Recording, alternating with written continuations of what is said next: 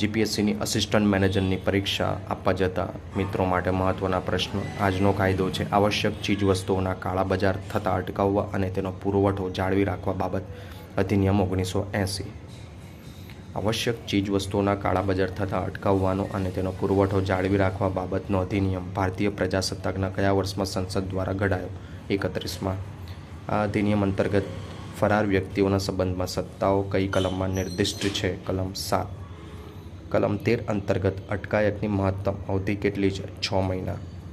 આ કાયદા અંતર્ગત કલમ 9માં શેના બંધારણની વાત કરવામાં આવી છે? સલાહકાર બોર્ડનું બંધારણ. નેક્સ્ટ ક્વેશ્ચન છે, ગુજરાતમાં ગ્રાહક દિવસ ક્યારે ઉજવાય છે? મોસ્ટ આઈએમપી પ્રશ્ન છે મિત્રો. 28 મે.